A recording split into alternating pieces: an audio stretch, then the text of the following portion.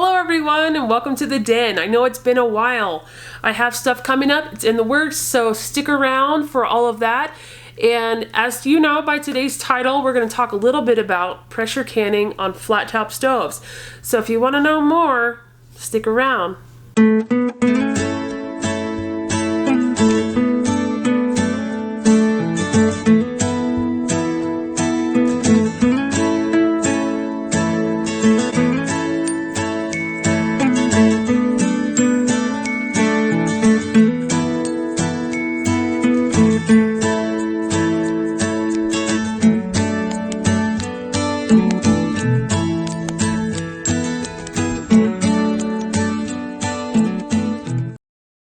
Okay, so I have to say that I do have a few comments and people ask me about, and just in general, like if I, they know that I can, about can you can on a flat top range or a glass top stove.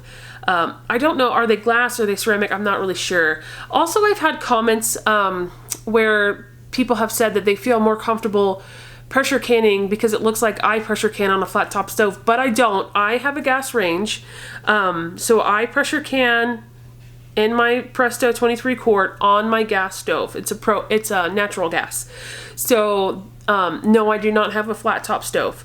I have never canned on a flat top stove. I have pressure cooked, used a pressure cooker, which is basically the same thing on a flat top stove, and I had no problems with that, but I've never pressure canned. In today's video, we're going to go over what are some of the things that can happen, which you probably are already familiar with, but I think the biggest thing is what are my alternatives if I still don't feel comfortable pressure canning on my glass top stove.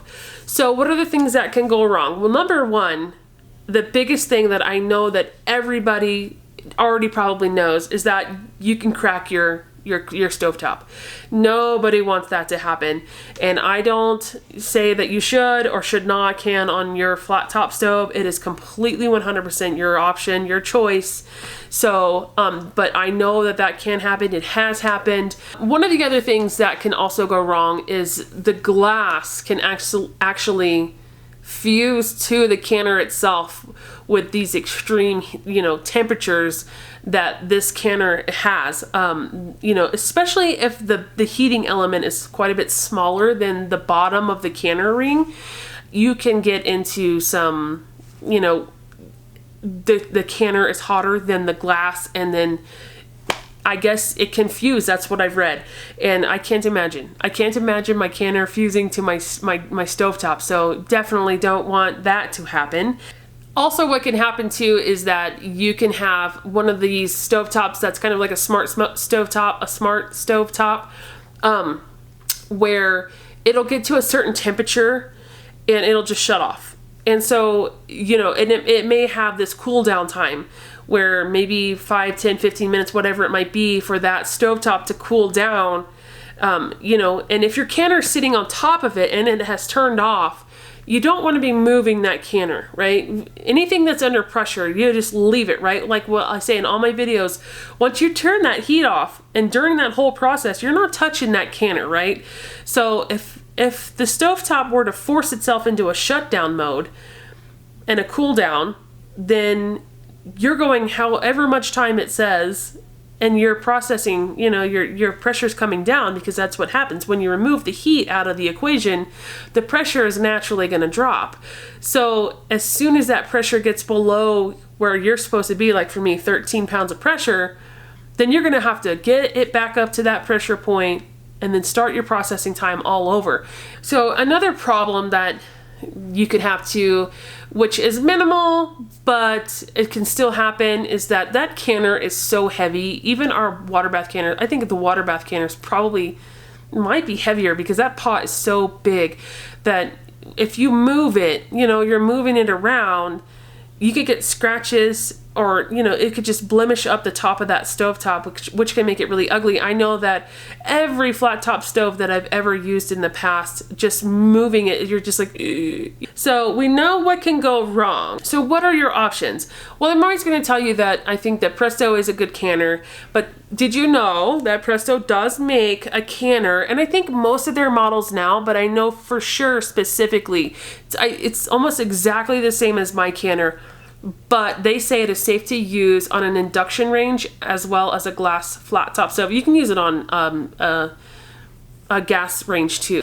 The biggest thing is you want to have a flat bottom base. You don't want to have, you know, something that has like a bevel or anything like that. The model number for that one is 01784, and it's a Presto 23 quart, just like mine. I would venture to say that it's probably the same canner, but I don't know 100%. But it does say specifically, even on their website, that it is meant for a glass top range. So keep that in mind. I think that that's an excellent idea if you're like gung-ho and you're like, I'm going to try it anyway. Now, with anything that you do, you know, I would say just a disclaimer, check with your stove manufacturer. Some manufacturers will say that yes, it is okay to can on a flat top stove, but they're going to give you specifications, right? They're going to say the canner shouldn't be this big in diameter, or, you know, shouldn't be this size, or whatever it may be. And some manufacturers are just going to flat out say no, right? They're just going to flat out tell you do not do it.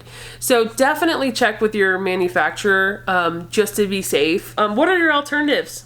So if you still don't feel comfortable, you know, taking that leap and canning on your flat top stove, I get that 100%.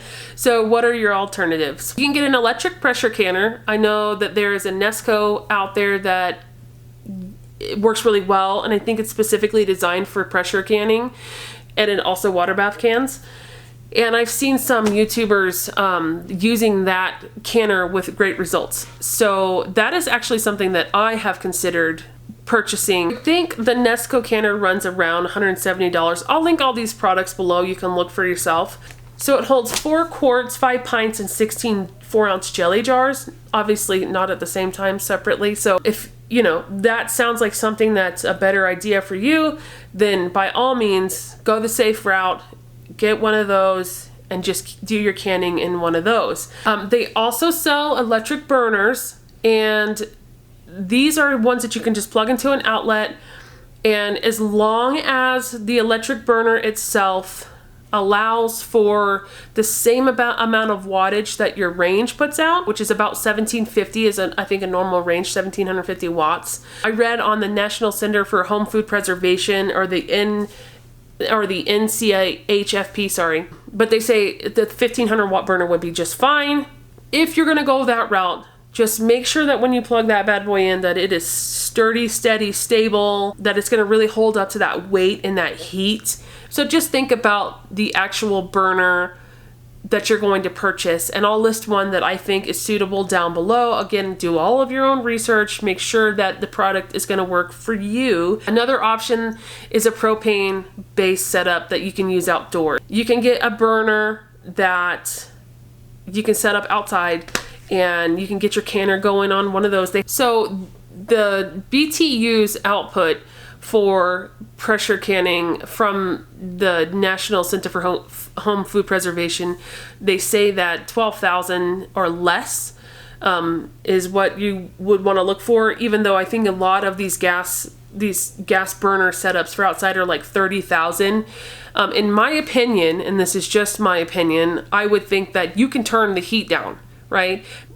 They didn't really give too many reasons why, but I would think that, you know, 30,000 BTUs is putting out a lot of heat. So you can adjust those though. It's like a gas grill. I mean, you can turn it to, I'm sure that they have adjustable, it's not just high.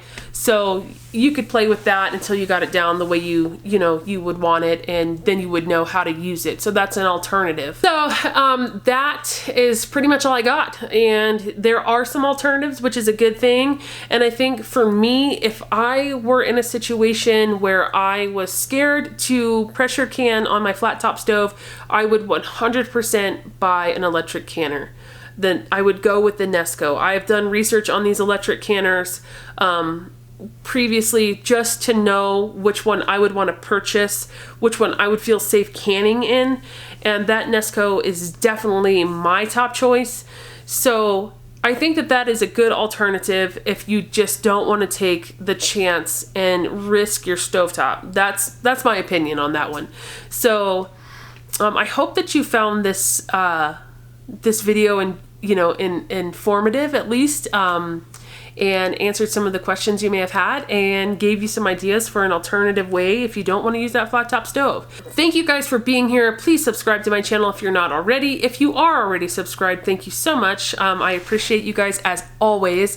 And I have some new series coming out soon. I also have a new channel that I'm going to be posting some on. We'll see how it goes.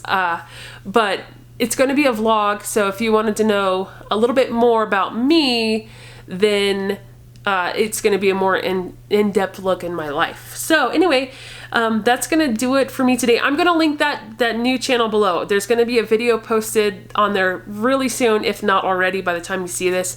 So it's going to be called Welcome to the Den Daily. So just a daily look, not every day because I can't vlog that many, but just a daily look at my life. Anyways, so that's going to be it for me today. Stick around. I'm going to have a Down to Basics playlist coming out soon, and I'm going to keep up with my, or at least try to keep up with my How to Use What You Can series. I think that people really do get some benefit out of that one too. So stick around, subscribe, and that's going to do it for me today, and I'll see you in the next video.